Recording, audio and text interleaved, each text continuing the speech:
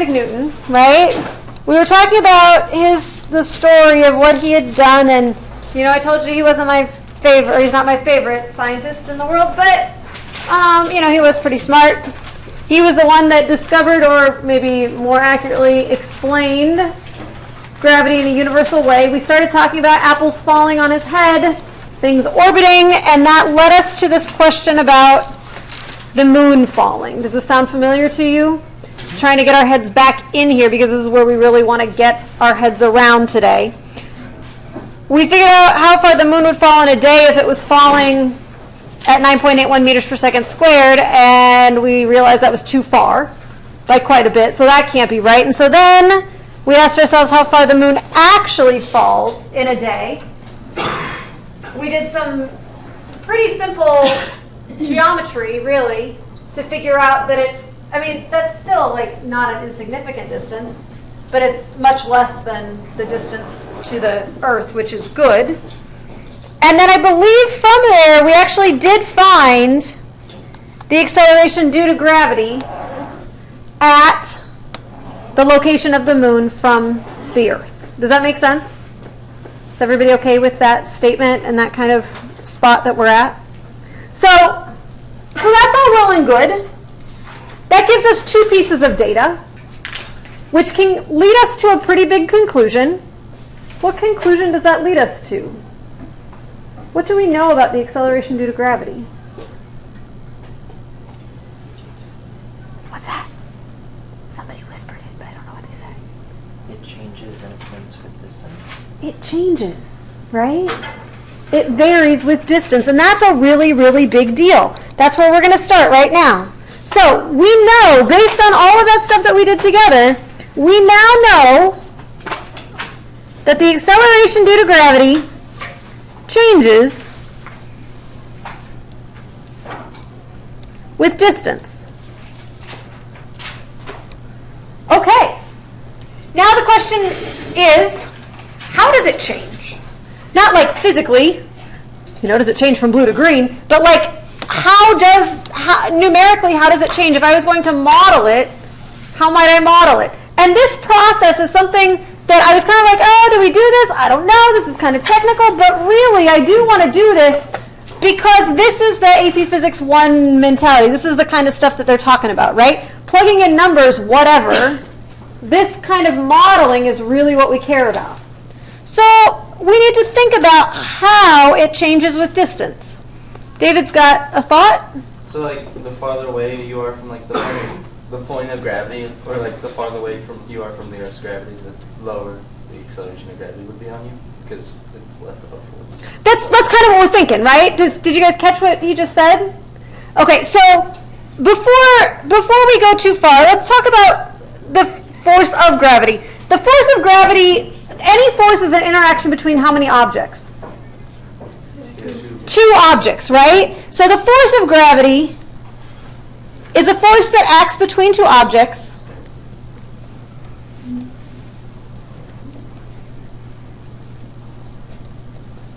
And what do we know about those objects? In order for gravity to act, what has to be true about these objects? We've mentioned this before. I don't know if you remember.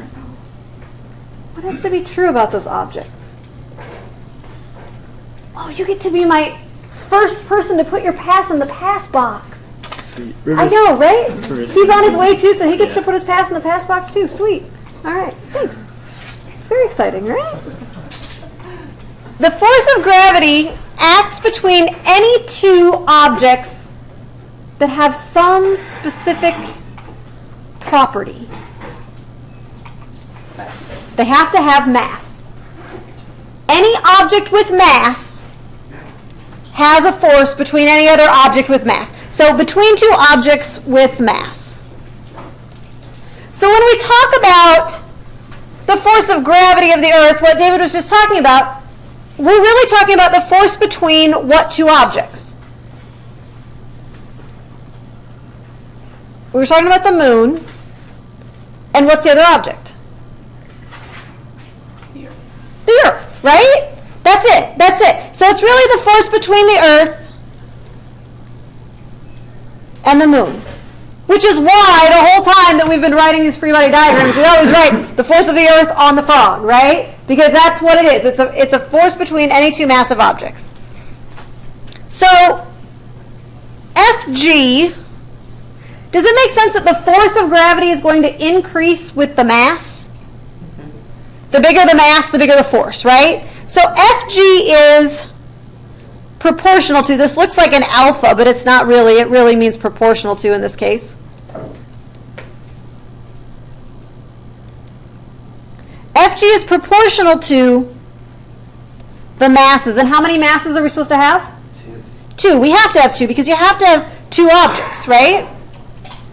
And then the other piece, the piece that I want to answer the question to, that David was starting to get us to, is that there has to be a relationship with distance, right?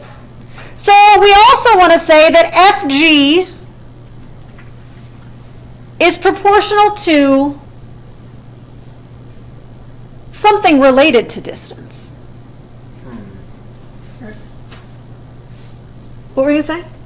It sounded like a noise came from over here, but I don't know where. What do you mean? Like, you said that the force of gravity changes when the distance increases. Mm-hmm. So I didn't say that. David said that, but yes. Okay. I agree with him, though. Yeah, so I think. I did actually hear what you said. to where you're located in relation to the Earth. Okay. Okay. So between the two objects, right? Yeah.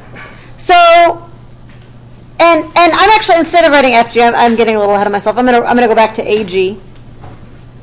The acceleration, is it proportional to the distance?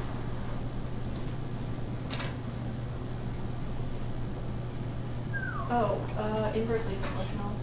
Why do you say inversely proportional?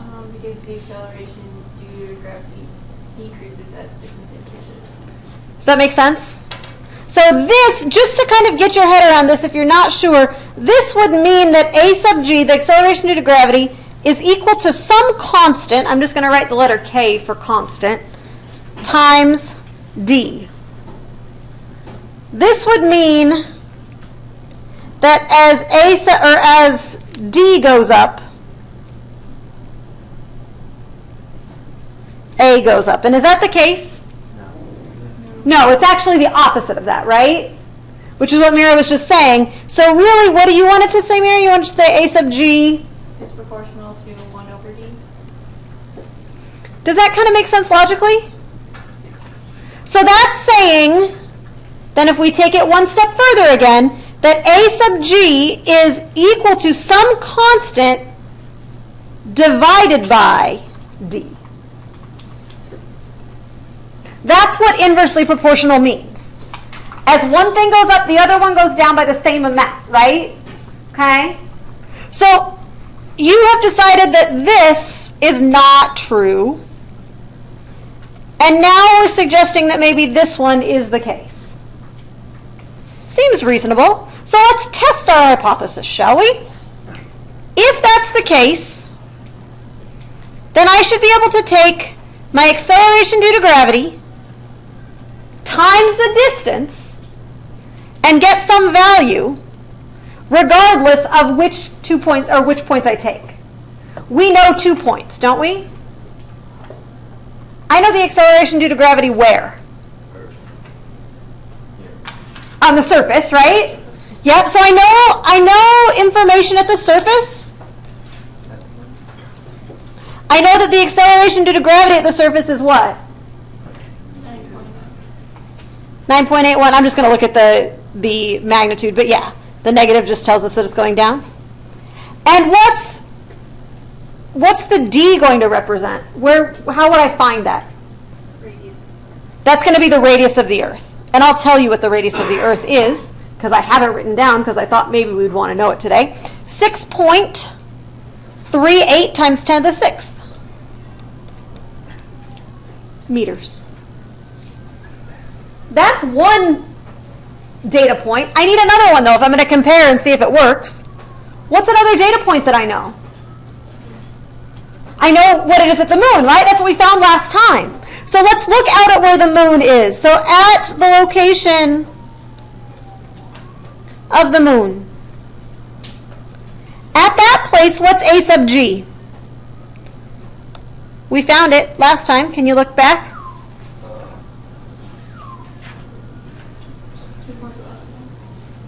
2 point what? 5, 6. Where did you do that? Oh, 2.56 times 10 to the negative 3. Do you guys? She doesn't sound very confident. Do you guys agree with that? 10 to the negative 3? Yes, that's what I got too. And we know that distance because that distance is going to be the distance from the moon to the earth. And I think I told you that last time, but what is that, like 3.85 or something like that? Times 10 to the 8th? Okay. So, in order to test Mir's theory, we need to figure out if this is true in both cases, like if that constant is the same. I just got my box of calculators back, so I want everybody to grab a calculator. If you want to split up the work at your table, you can. Have a couple of you do the surface, have a couple of you do the moon, and then compare your constants. Okay. Go, go, go! Did they ever tell you that I got pulled by All right, should we compare here? Let's see. So at the surface, what K value did you get? Who did that one? Who did the surface one? Go, David. 6.26 times 10 to the 7th? 6.26 times 10 to the 7th. And units, we don't care. Like, we're just trying to find a constant, right? So just to make sure this makes sense to everybody, because this is one of those funny, like, physics modeling things. We do this in math a lot also. So we think that this relationship is true, because it seems to make sense, right? As one goes up, the other goes down, or one goes down, the other goes up. If that's true, this has to be constant. And so then we're going to say, okay, well then we just multiply by d. That means that this product should always be constant. Right? Makes a hyperbola. Whoa. Okay. So we get this thing for this one, and then what did you get for this one down here? Did you get the same thing? Or, I mean, like, it might not be exactly the same number, but is it close? Oh, what did you get? Jonathan? 9.86 times 10 to the 5th. 86 times 10 to the 5th. Okay, so let's just take a look at these numbers. So we've got this one here, 6 times 10 to the 7th, and 1 times 10 to the 6th. Are those the same number? No. No. So that leads us to what conclusion? That is not a good model. This model is not sufficient. It's probably closer than this one, but it's not enough to just say that it's some constant, right? Drat. So that means either we go home and cry, bad choice, or we come up with another choice, another idea. Any thoughts? Any other ideas? Anybody want to throw anything out there? Run it up the flagpole, yeah. Well, earlier you said something about mass. And that's I did say something about mass. That's true. The mass part really has to do with the force, and that part is true. So that's all good, but I want to know what the relationship is between the acceleration and the distance. We still agree that as one goes up, the other goes down, right? So it's got to be in the denominator. Any thoughts? Any ideas? Oh, is it because it's a circle, d squared the distance? What's that? That was probably wrong. No, I just didn't hear what you said. Like, you sounded excited, and I wanted to hear it, but I didn't hear you. Oh, because it's a circle, d squared the distance, because it's a radius. I've never heard that explanation, but let's try it. Let's see what happens. That's easy to say. All right, so are you suggesting that a sub g should be proportional to what now? 1 over d squared. Okay, let's try it. If that's the case, But you'd have to do it to both, wouldn't you? So it wouldn't it still be bigger? Oh. let's try it. Let's try. Let's try that thing. A sub g is going to be equal to what would I write here then? Times. J divided by d squared. K over d squared. So then we'd say a times g, or a sub g times D squared. d squared is equal to some constant k. We're just trying models. friends, this is what mathematicians, and this is what theoretical physicists, and this is what theoretical scientists in every realm, whether it's environmental science or whether it's biology or whatever flavor of science you want to do, this is what we do. We take data, and then we try and fit it to a model so that we can then make predictions, right? Here we've only got 2 pieces of data, but at least it's something. It's a lot closer than So let's take a look here. I want everybody to get a chance. I'm going to erase these K's. I want you to try again. Split that work up so you don't have to do too much yourself. Try those out. See if it works. It's a lot closer than it was before. I did both of them. Must have done right. Yeah, I know, right? All right. So in this case, if we try this one out, let me have your attention back up here, please. Shh. Thank you. If we try this funny blue one out that came on a whim, right? Like, let's try something. The K value at the surface, what did you get for that constant at the surface? Somebody that hasn't talked to me lately. Not that I don't want to share fun with you, but I just want to share the fun with everybody. Did you guys get a number back there for either of those? The surface? Yeah, the surface? I got 3.99 times 10 to the 14. And did somebody get a K value at the moon? Go ahead as well. 3.79 times 10 to the 14. Oh. Now, are those exactly the same number? No. No, but let's be honest. Were the numbers that we were using the whole time that we did some rounding, right? Yeah.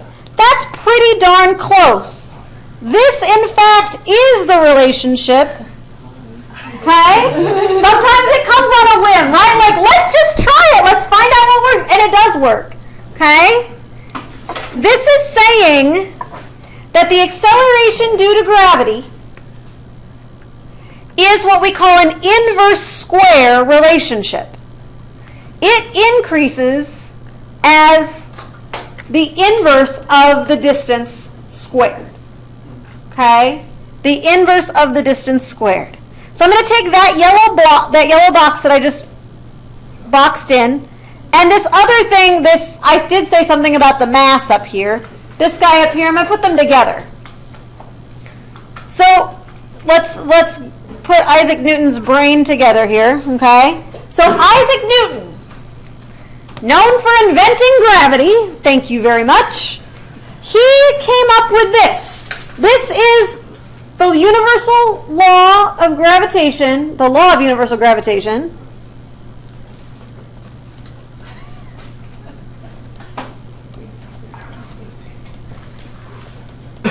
According to Isaac Newton. Here it comes. The force of gravity is proportional to, well, it's related to the masses because it's an interaction between 2 massive objects, okay? And Isaac Newton happens to be as smart as Mira, and we're glad for that, okay? You're welcome, guys. D squared, okay? This is what he published. This was the big deal. Did he discover gravity? No.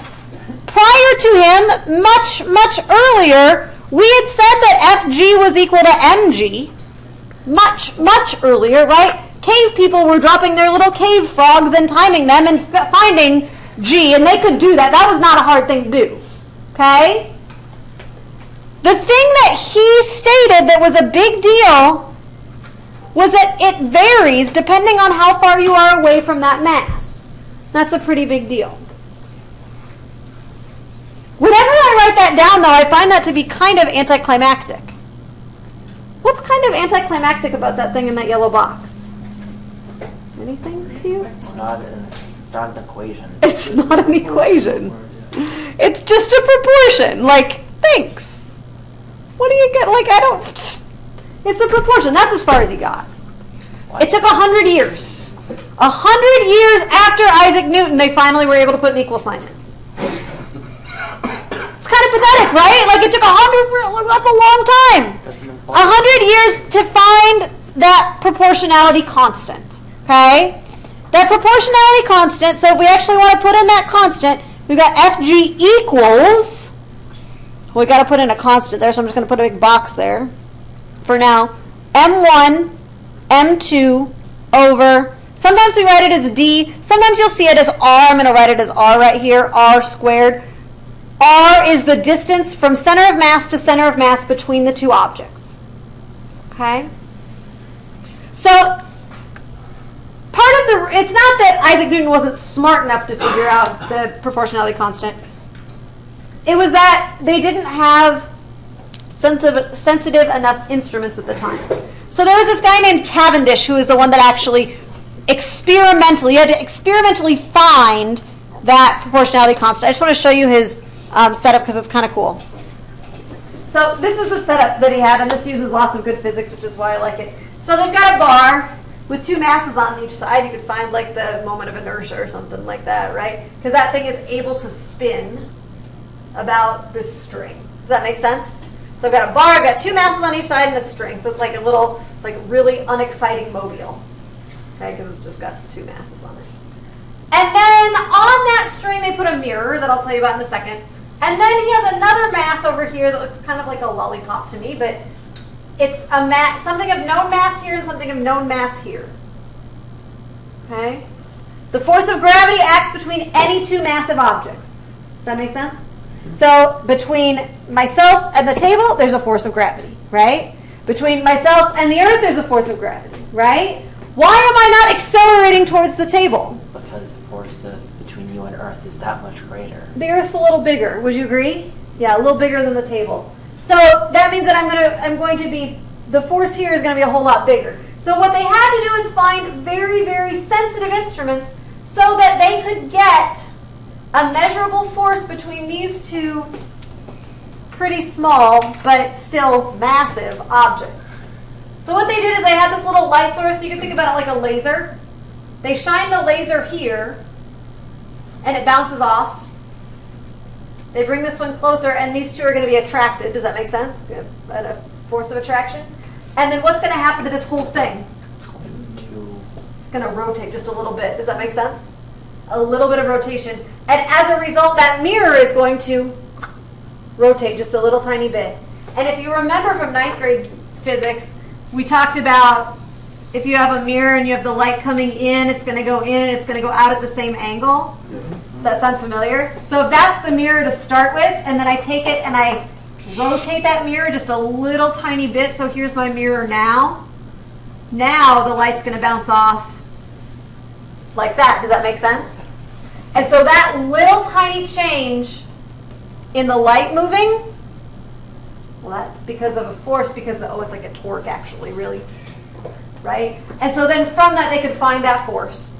So then they knew the distance between them, the two masses and the force, and then they could find little, or big G, okay, which is the force, the constant of proportionality.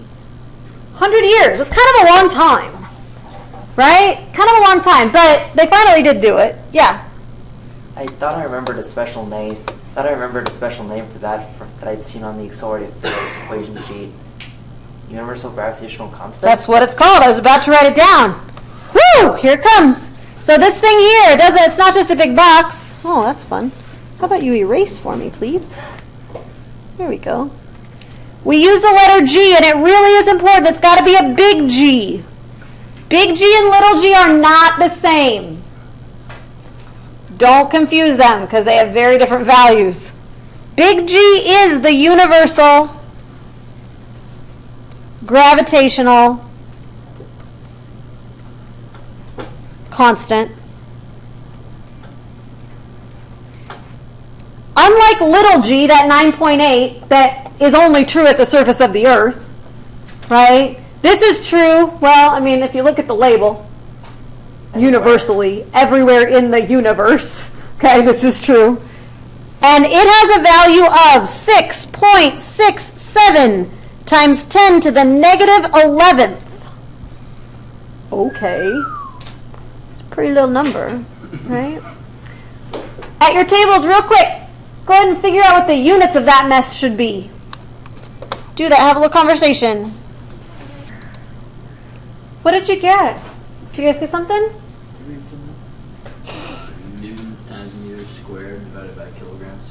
Yeah. And you just leave it like that. Newton meter squared per kilogram squared. Well, that's fun. This is the universal law of gravitation.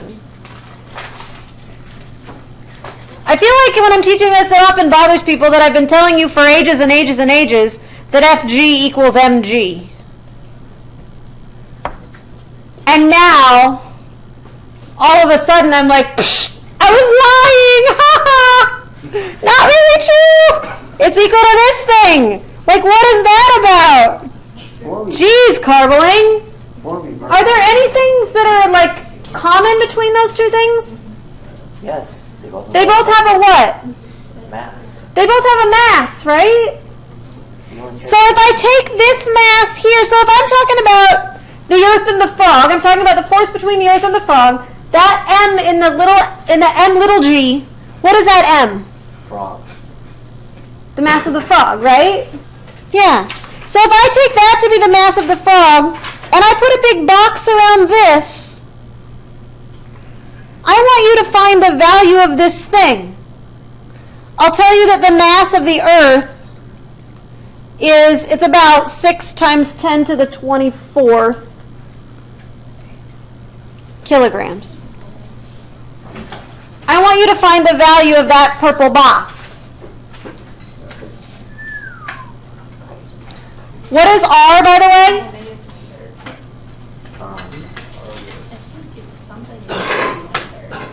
6.38 times 10 to the 6th.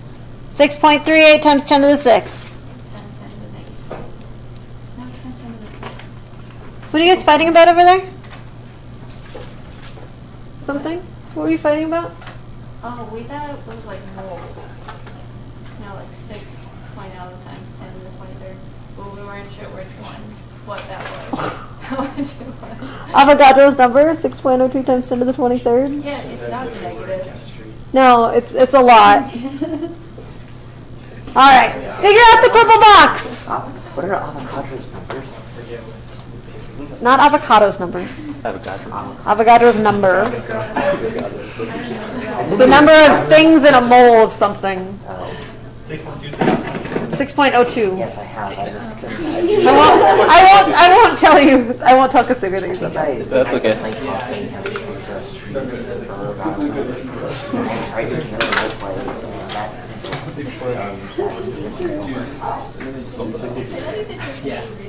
Go, go, go!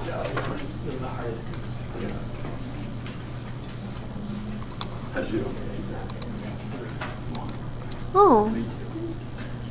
You got what? 9 point what? 8331. Oh. 9.8-ish? Yeah, basically. I mean, if we're talking about like very few numbers of sig figs. What are the units of that thing? Oh, that's gross. I don't know. Go through and figure out what the units of that thing are. That'll be fun. I want you to figure that out with your table right now. How's it going back there, Emily? I think we got it. Yeah? What did you get? Meters per second squared. Oh. Should we go through that and see if that's really true? I mean, I don't know if I trust her. She's one of those quiet people that sits in the back, and you know, sometimes gotta watch out. Let's take a look. If you did not get that, why don't you gaze up here? Let's go through it together. So G is in Newton meters squared per kilogram squared, right? Times something in kilograms, yes? Divided by R, which is going to be meters squared. Is that okay? So then it looks like this meter squared and this meter squared are going to cancel. Is that okay with everybody? Yeah. And one of these kilograms is going to cancel with one of those. And then I'm going to ask Caleb again, what's a Newton? It is mass times acceleration. It's mass times acceleration, and mass is measured in kilograms, and acceleration is measured in meters per second squared, divided by kilograms. Oh, what's left? That's it. So really, have I been lying to you this whole time? Is this false? Is this not really true? No. No, this is just a special case. M little g is just a special case of the universal law of gravitation. Okay? Where we've plugged in the mass of the Earth and the radius of the Earth. That's on average, right? So we can't use this if we go out to the distance that the moon is, not because the mass has changed, but because what has changed?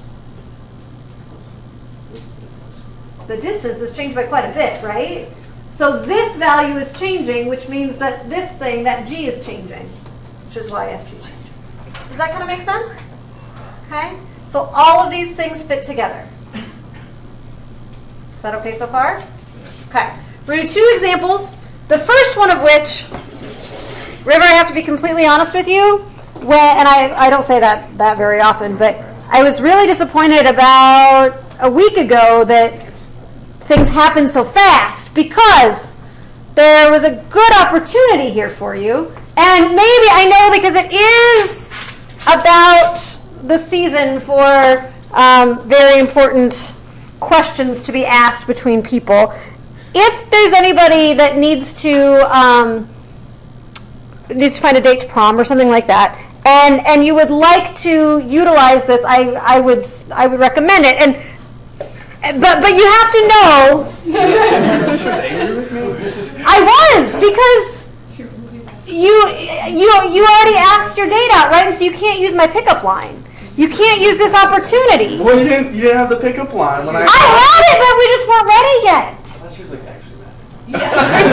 what did I do? Disappointed, maybe, is a better way to say it. I'm disappointed because I think that this could have worked. So here's the thing.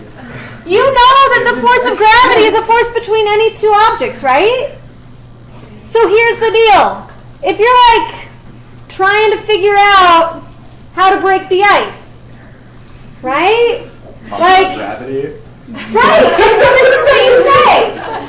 You just want to let people, you want to let somebody know. You want to be like, I'm attracted to you, right? Yeah, and it's a force of gravity that's attracting, right? Because there's a force, because you're massive and they're, and you don't say, I'm attracted to you because you're massive, like that would be a good way to say it. But you say, hey, I'm attracted to you, and here's the thing, Newton's third law makes life good, because if I'm attracted to you, there's a force between you and me, right? But that also means that what? You're attracted to me. Yeah, it means that you're attracted to me. The same amount, even. Right? Because the force is equal in magnitude. Opposite in direction. I'm telling you, this totally could have worked, man. So, between any 2 massive objects, there is a force, an attractive force.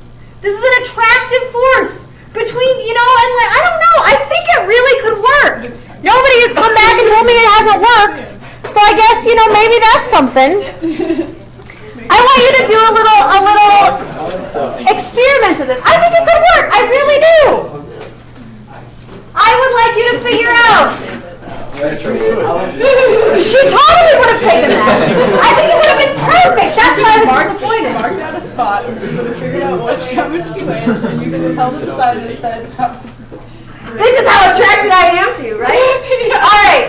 A 50-kilogram person, a 75-kilogram person are sitting on a bench. Let's say they're about, a half a meter apart. unasked her. Teresa, we can't go to prom anymore. I gotta re-ask you. Gotta try again. She's heard this already, so she would think it would be great. I'm sure. Estimate the magnitude of the gravitational force that each person exerts on the other. So go ahead and figure it out. How much force does each person exert on the other?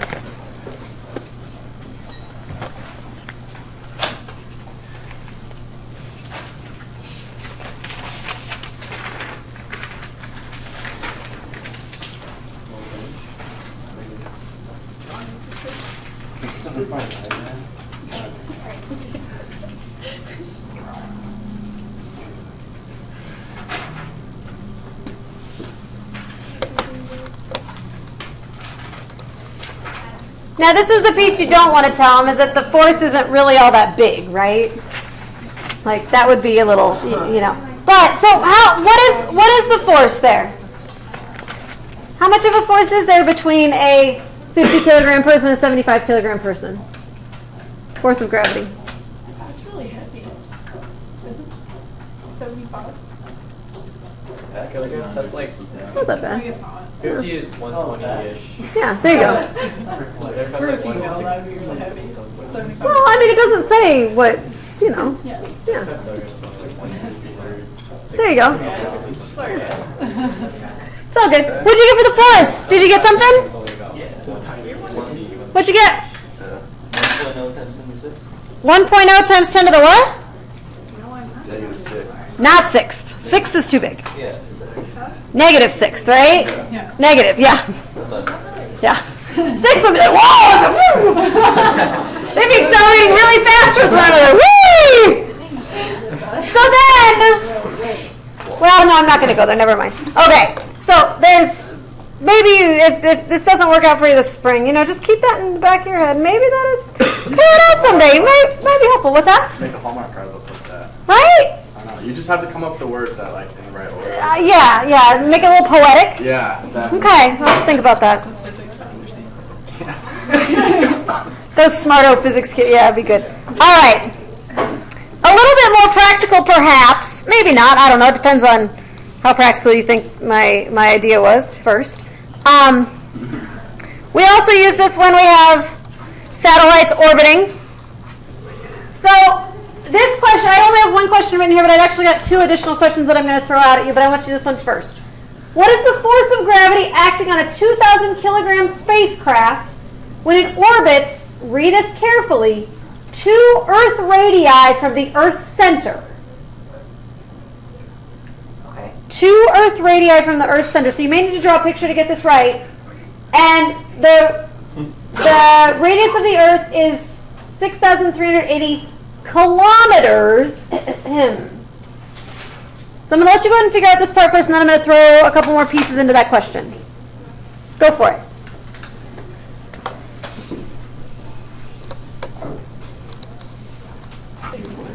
So just to be really, really clear, when you do FG is equal to big G M1 M2 over R squared, what value are you going to put in here for R?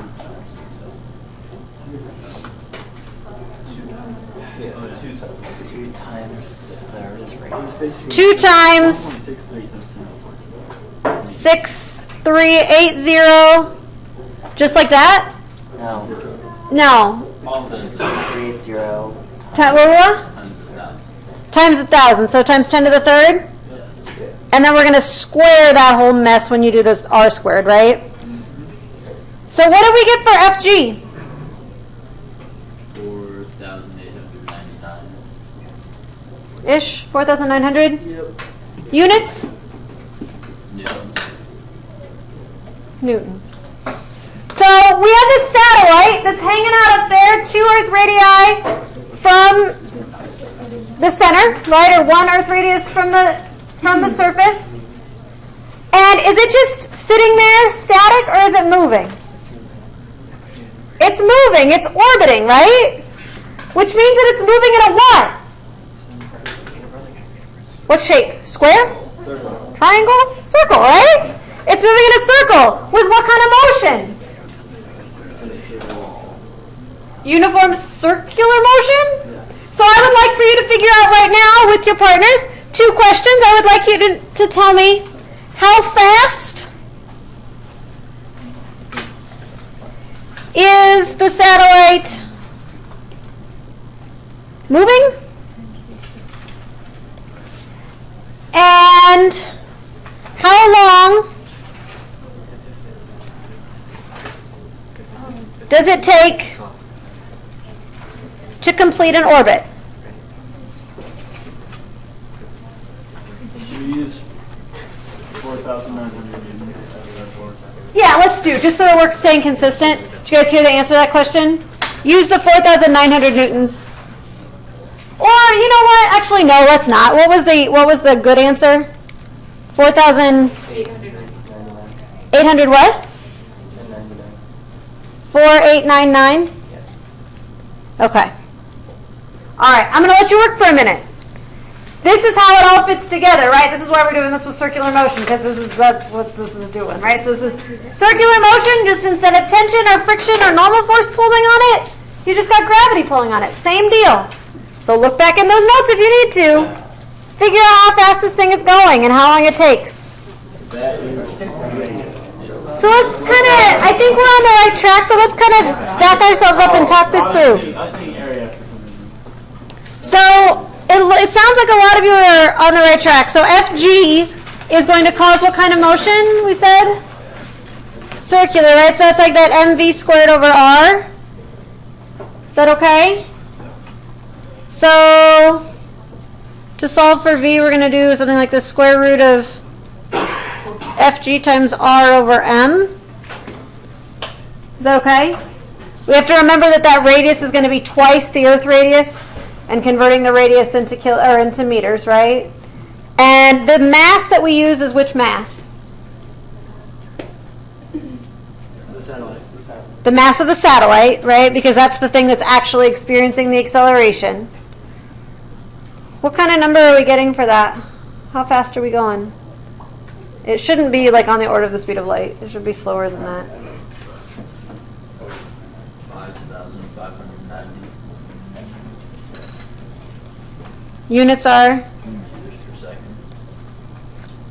Anybody want to shake their head yes or no with that? That's about what I got too. So you may want to double check. Hey.